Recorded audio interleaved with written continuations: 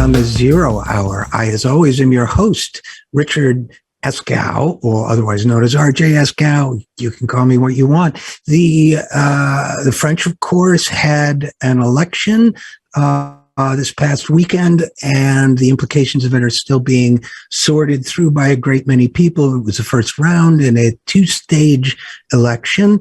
And here to discuss the results with us is our good friend Cole Stangler, who is a journalist and author based in Paris. He has an article that should be out by the time you hear this in The Nation, reviewing the results of this election.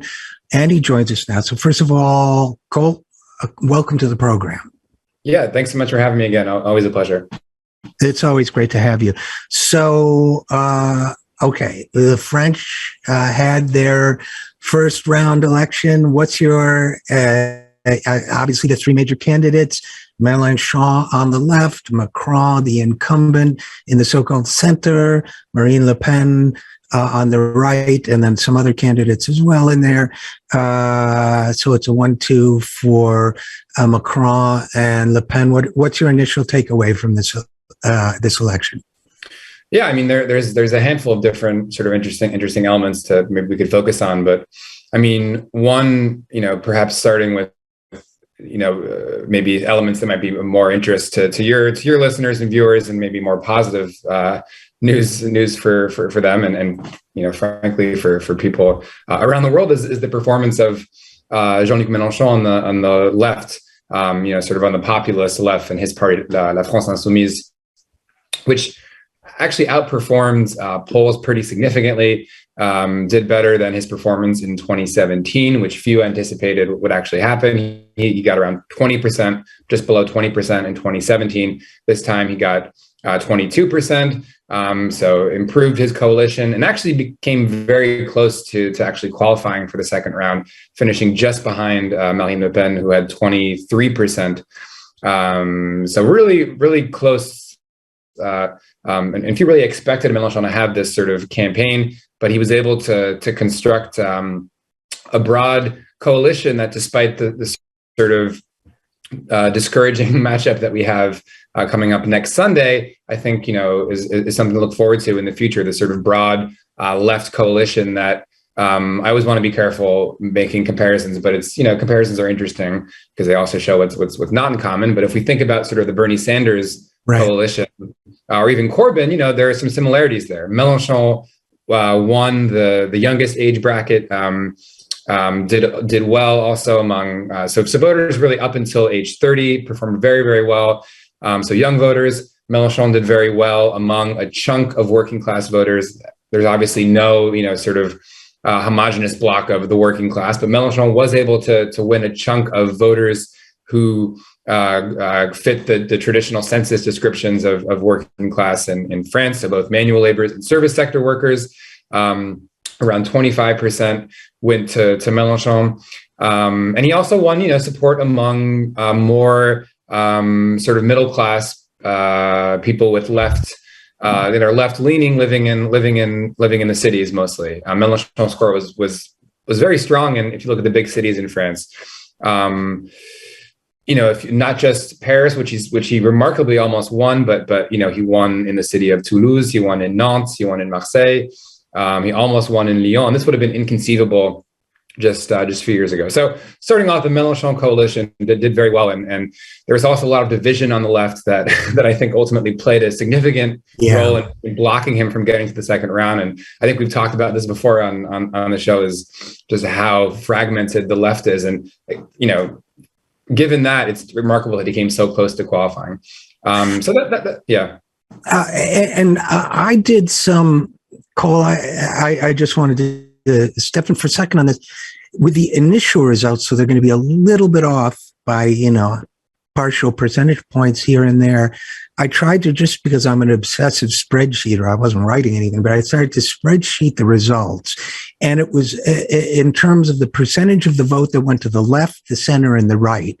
And, as you know better than I, that's a tricky exercise in French politics, because you have some, sort of weird characters out there who don't necessarily, completely fit that left-right paradigm. But what I got out of initial results was that about 32% of the electorate voted for the left, that about 37% voted for the hard right, meaning Zemmour on the far right, Le Pen, and so on, and a third candidate that I decided to add into the left, to the right, and then 31% for the center, meaning Mélenchon. So, I mean, obviously these are, meaning Macron. Yes, thank you so much.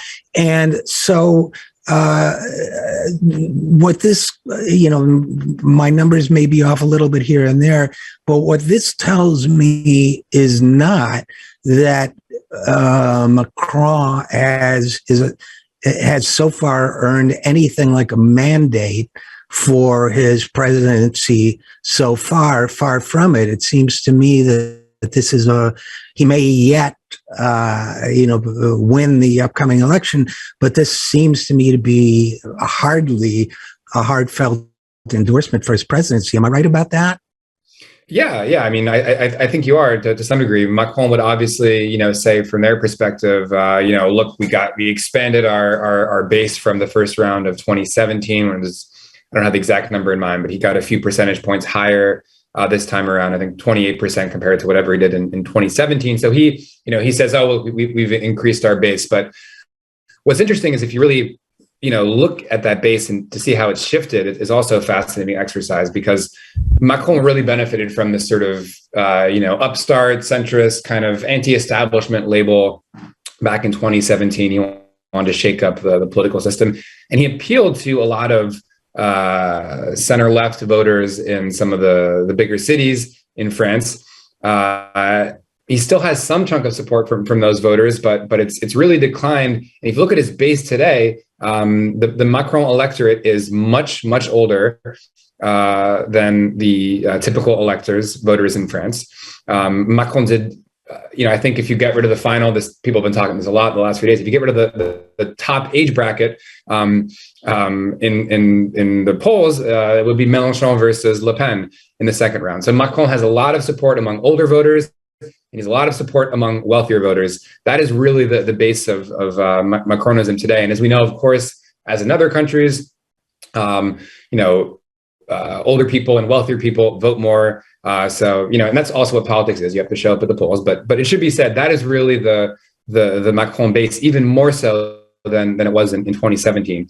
And here we are again at the same, the same sort of dilemma in which, and this is one of the main critiques of Macron. And I shouldn't even say critique, because I think it's simply just an observation about his politics, is that he was elected in 2017 essentially as a sort of emergency. He won that election against Marine Le Pen because people wanted to block Marine Le Pen from winning power. He had a real base. It's not. I don't want to downplay that. He had a real base, but he interpreted that victory in 2017 as a mandate to transform the country according to his very pro-employer, pro-business platform. And here we are again now, 5 years later, after we've seen how polarizing and unpopular in many ways this program is. Here he is again facing off against Le Pen, and a lot of people that I've been speaking to are sort of frustrated by the lack of awareness and the lack of willingness to engage with these other voters who voted for him the first time, and now he's going to have to rely on them again to defeat Le Pen, and there's sort of a lack of awareness there, and that's sort of one of the qualities you hear a lot. You hear time and time again about criticism of Macron, is that the sort of aloofness and arrogance, and I don't want to personalize it too much, but there really is a sense that this is someone who won't admit when they're wrong, won't backtrack. And I think that's a sort of a feeling that a lot of voters have going into the second round. It makes the situation very volatile as well. He is ahead in the polls right now, but I'm not so sure what's going to happen. Well, and one of the things that struck me about Mélenchon's reaction to his own loss was that, in contrast, you'll have to forgive me, and French listeners will have to forgive me for a lot of comparisons to the U.S. political situation, but in contrast, for example, to Bernie Sanders, campaigning hard for Joe Biden, my friend Joe Biden, I want you to vote for Joe Biden. Mélenchon, the articles I've read didn't really emphasize this, but his choice of words was significant to me. He said, and maybe he said more since then, but initially what I heard him say was, not one vote should come from my supporters and go to Marine Le Pen. Well, that's not saying vote for Macron. That's saying don't vote for Marine Le Pen, meaning it's okay. It could be interpreted as meaning it's okay with me if you sit this one out, just don't vote for her. And that to me was, has he amended that, or is it still this kind of arm's length relationship to Macronism? Yeah, we're getting into sensitive questions now. I mean, no, but it's a totally normal question to be asking. I mean, this is a huge source of debate. So in 2017, so the speech you're referring to that he made just after his defeat, he was much more prepared for it this time. I was there at his election headquarters watching the speech, and the consensus was, even before he spoke, that he was much more prepared to accept defeat this time around. So he was thinking about it. In 2017, he said the same thing, not a vote to Le Pen. He said it once, but he was so disappointed by not making it that it sort of got lost, and people were very critical of that. Okay, so 5 years later, he loses again.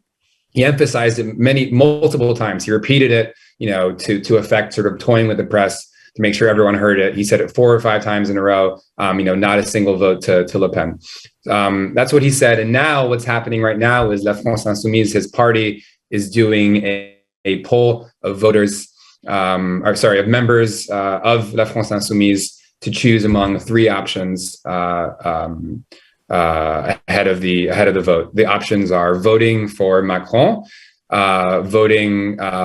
casting what's known as a blank ballot, which is a specific form of sort of protest voting in France, where you can go and put a blank piece of paper in the envelope, or to abstain and to just not vote at all. Those are the 3 options that are going to be on that ballot. So there's not an option to endorse Le Pen. But yeah, I mean, that's just for more context, and we'll see what happens. We'll see how voters decide in on that case. I mean, if you look at polls right now, Mélenchon voters, they get, this portion gets too much attention, but there is a small portion that would vote for Marine Le Pen.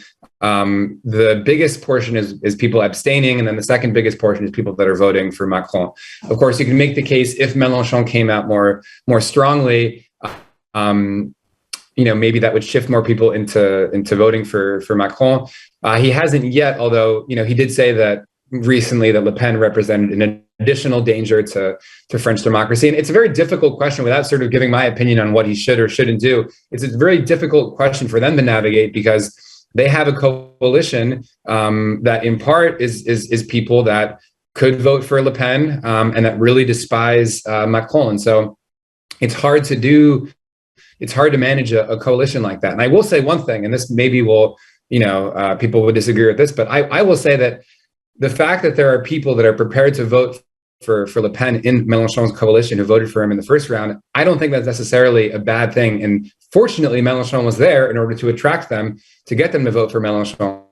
Now, of course, there's a debate about, how do you manage this difficult situation now? But I've been talking the last few days to left-wing voters about how they feel, and there's a real resentment towards Macron, and it's not, in some cases it is the sort of abstract ideological, screw him, I don't want to vote for him.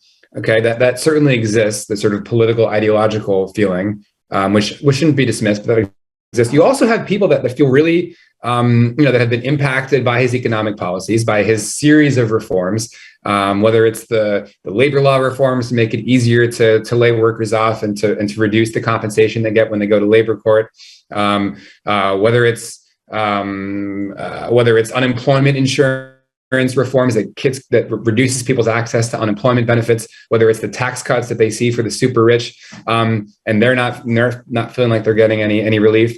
People feel really resentful about these policies, and it's not just sort of abstract middle class, leftists. It's people that have been impacted, and likewise, I was talking to people of color in France. Of course, France has all weird euphemisms for talking about ethnic minorities. But I was talking to people, daughter of Haitian immigrants, who's basically saying, I'm sick of it. I don't want to vote for this, guy after he's putting, the interior minister who's making jokes about Marine Le Pen going soft on Islamism, the government that's trying to ban the filming of police officers, outlying associations fighting Islamophobia, et cetera. So people feel this real resentment, and I don't want to dismiss that either, but that's why it's going to be such a tricky election. And that's something that Mélenchon is taking heat for. Perhaps in the next few days, he'll get more critical of Macron, but people are sort of tired of this game of having to go and cast another ballot for a politician who in the end doesn't care about them. I mean, that's what we saw over the first 5 years, and it's why the situation is so volatile, in my opinion.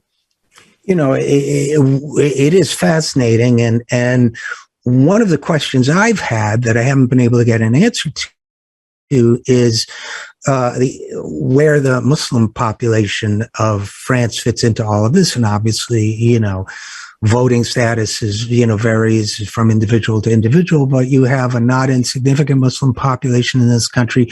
From where I sit, it seems as if Macron has been, not treating them well, just kind of not Marine Le Pen's hard Islamophobia, but it seems like a kind of soft Islamophobia of, and sometimes not so soft, of banning, headgear at, in certain settings, or certain types of swimsuits that cover too much of the body, paradoxically.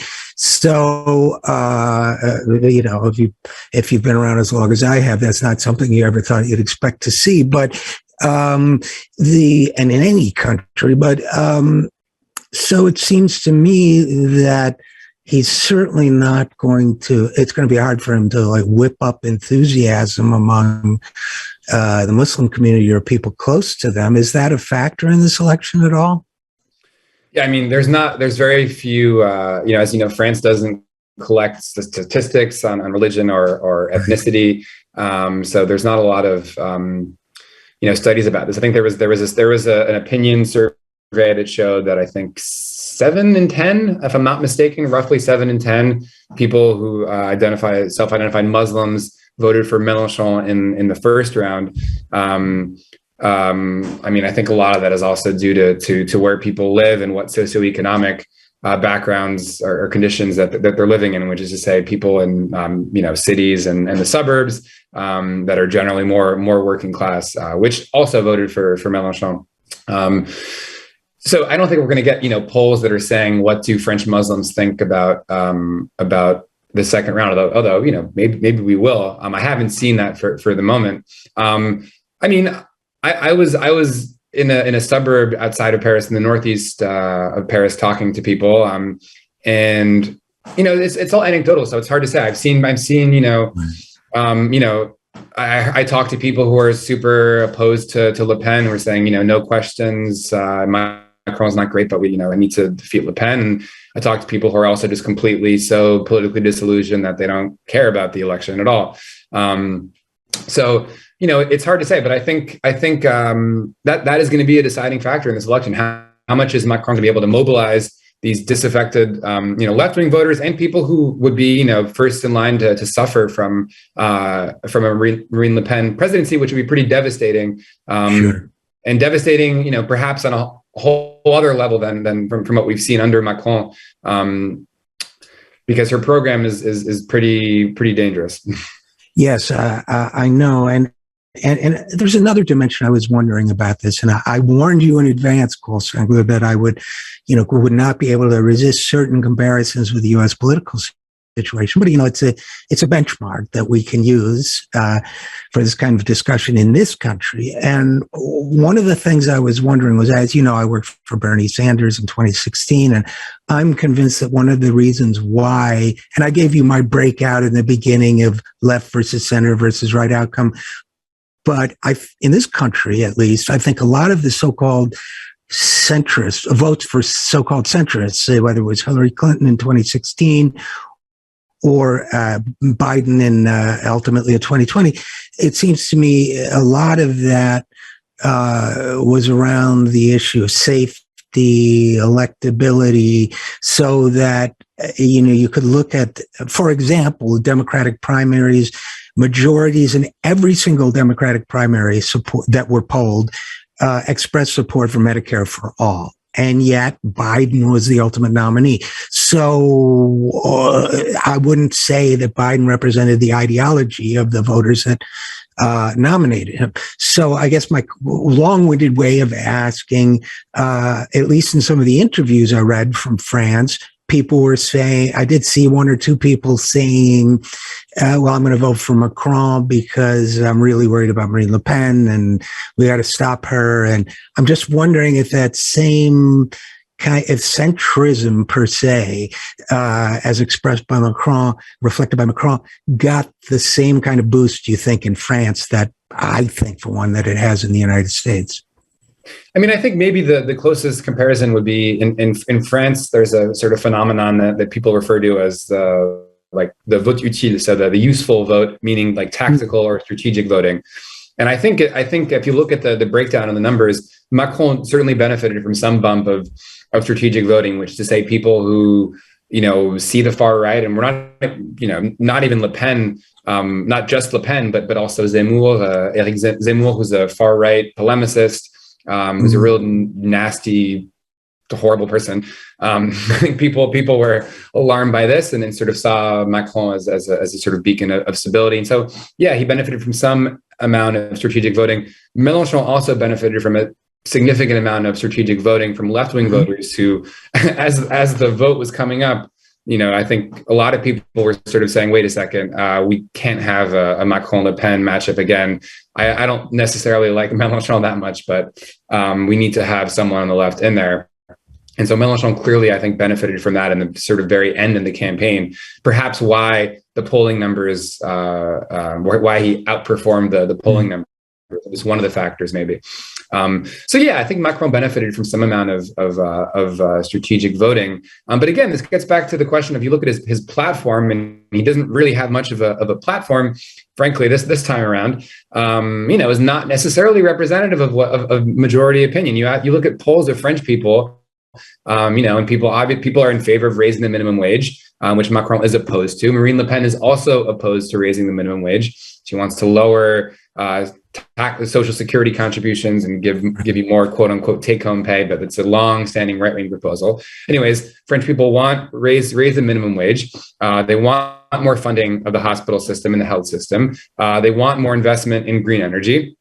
They want a repeal of the wealth tax. These are all things that, by the way, Macron is opposed to, but also Le Pen.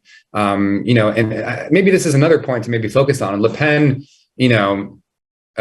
sort of portraying herself as a sort of defender of the ordinary French people against these elites, similar to sort of like the populist right stuff that we see really around the world, including in the US. Le Pen's program is not a left-wing economic program. She's against raising the minimum wage. She's against lowering the retirement age, which is a boilerplate or a common left-wing proposal in France.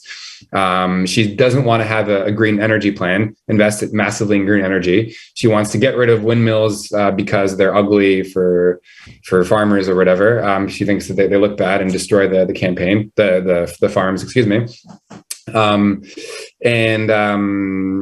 This is not a left-wing program by any means. But this is the problem with the French system as well, is that you have this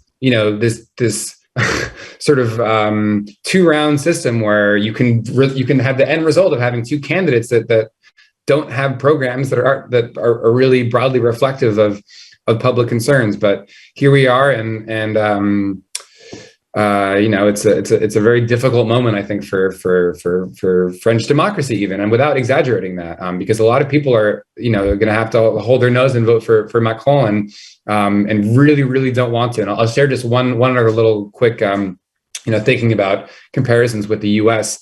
I was talking to someone who I hope won't mind me sharing this. Again, people that have been affected by Macron's policy. So living in the suburbs of Paris, teaching in a tough neighborhood, public school, and just, getting not enough pay rises, getting loaded with additional work. And in the meantime, the government ministers are constantly mocking teachers and teachers unions.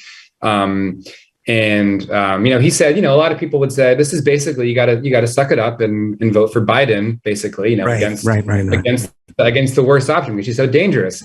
And he said, and this line has sort of stuck with me, is that, this is not like voting for Biden. It's like Thatcher, and it's not easy to vote for Thatcher. And I think that sort of sums up how a lot of people feel about this. It's like, we're not talking about a sort of like, just normal centrist candidate. This is someone who's profoundly, who's introduced a number of really extremely significant polarizing reforms over the last 5 years, who has shown no contrition or willingness to acknowledge that that his agenda isn't all that popular, and now they're going to have to vote for him again. So, but again, I mean, you'd have to look at how dangerous his opponent is, and maybe that's going to be enough. It probably will be enough to get him over the edge. And I'm sure that's a source of deep frustration and even anguish for a lot of people.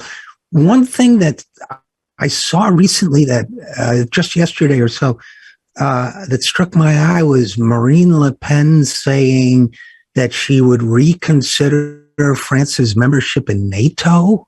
And that seemed to come out of the blue for me, unless it was a sort of Trumpian right populist move, but I certainly didn't expect her to say that. Do you know what's behind that? Yeah, I mean, the RN position is to leave the integrated command structure of NATO, which is to say to put France back in the position that it was before Nicolas Sarkozy. So from de Gaulle famously never left NATO, but he took France out of the integrated command structure, the top command structure of NATO. For a variety of reasons, but maybe I'll not get into de Gaulle. Anyways, that was in place until 2009, I think, when Nicolas Sarkozy decided to, I think 2009, shortly after he took office in any case, decided to take France out of that, to put France back in to that structure. And Sarkozy was a very sort of pro-American president, was sort of known as such when he was president. This is the position of the RN. And it should be said too, without, I'm sure your audience is probably, accustomed to a lot of the, a lot of the fear mongering on this subject to some extent, but it really should be said. I mean, Le Pen is someone who has seen Vladimir Putin in Russia as an ally. I'm not talking about this in some sort of abstract sense, but she, went and visited Crimea after the independence referendum in Crimea. She was photographed with Le Pen shaking his hand, with Vladimir Putin, shaking his hand in 2017. Her party took out a €9 million loan, $9 million loan to help finance the party that they're still paying back right now. So she's in favor of who lent them the money? A Czech Russian bank, because the National Front had trouble finding a bank in France to finance the party, and so they went to Russia to get this loan that they're still paying back. It should be said that the more recent loan they've taken out to finance the campaign has come from Hungary, from another country that Marine Le Pen looks up to. She's a big fan of Viktor Orban in Hungary. So she has this real sort of authoritarian edge that, again, it's not like, I'm not trying to, I'm not making, allusions to what could happen. These are just documented, sympathies that she has for Orban and for Putin. And recently this week, she was talking about it at a press conference, about Russia, in which she said that she hopes that France can cultivate better ties with Russia as soon as the war in Ukraine ends. So it's someone who really, I think, sees this sort of authoritarian kind of ethno-nationalist model as something to look up to, that we're seeing obviously in an extreme case in Russia today, but in maybe a less extreme case in Hungary. And Hungary, is not a model democracy, and that's in line with Le Pen's proposals as well, which include a lot of referendum that would even be considered unconstitutional in France, according to a lot of legal experts, but that she wants to ram through anyways. That's a very Orbanian, I don't know if you can say that, approach, where you're sort of operating in this legal gray area where you pass laws and maybe they're not so, you're flouting European law, you're flouting international law, but you sort of get away with it anyways. And these are her allies, Orban and Putin. Yeah, no, it's terrifying. Absolutely. One last question before I let you go, Cole, if I may, which is, because we're a lefty crowd around here. I was talking to another friend who lives in France, and I said the left, they talked about, because you and I talked about this on the show months ago, talked about, organizing, uniting around a kind of primary type, selection process, and all backing the left candidate. And if they'd done it, this would be different, but they didn't do it. And he said, yeah, well, the right didn't do it either. And, my attitude was, because I have opinions, yeah, but I don't want them to do it. I want the left to do it. Is there, you think there's any talk, as the left sort of licks its wounds after this outcome, of really trying to do better next time in terms of providing a united front in the next, maybe nobody's thinking that far ahead, but in the next round of elections? I mean, do you have another 30 minets to keep talking? No, I'm kidding. It's huge... I do, actually, yeah. But anyway, go ahead. Yeah. No, I mean, it's such a thorny topic. Right now the dust is sort of clearing from the presidential election, assuming, God willing, assuming that Macron wins the presidency. There's going to be a lot of, actually, I should say, really in both scenarios, the attention will quickly move to the legislative elections in June. So that's the opportunity to, in theory, it's very unlikely, but in theory, build a legislative majority that could then govern in what's known as cohabitation. So you have the president, but the prime minister elected from parliament, and a cabinet that's elected by the parliamentary majority. So there is a shot, extremely unlikely, but there is a shot at sort of amassing this force. That would at least be the goal in any case, and having a cohabitation, and in any case getting as many deputies as possible in the National Assembly. So if you want to maximize those chances, you have to make some sort of accord. And the question is, what kind of accord are we talking about? Over how many seats? Over with which parties? Already, because Mélenchon and La France Insoumise is sort of the head of the pack right now. You have overtures that are being made. I think the communists said that they're willing to talk with La France Insoumise. I mean, finally. I think I was reading reports about the Greens as well. So, that could be an opportunity to have some sort of just de facto unity or at least some sort of deal, at least for the legislative elections. I think in any case, the prospects of the socialists working with La France Insoumise are very, very low. I think what we could be looking at in the sort of best case scenario from La France Insoumise perspective is to have, a sort of meaningful accord with the communists and the Greens. But there's also lots of, internal, turmoil within these parties about who wants to align with who. And so the short answer is we don't really know yet, but we'll see with the legislative elections. And that will be one indicator, at least, of how much this process moves ahead. And of course, there's so many internal games and internal politics. They're really ugly, but yeah. And of course, what the socialists think may not matter anymore, right? I mean, when I was making my spreadsheet, I thought I had missed a decimal point in the socialist outcome. I was so astonished by how poorly they did. So, but unfortunately, we'll have to leave it there. So Cole Stangler, journalist and author, look for his article on the French elections in The Nation. Thanks for your great reporting on this, and thanks for coming on the program as always. Yeah, thanks so much for having me. And we'll be right back after this. I'm Richard RJ Eskow, and this is The Zero Hour.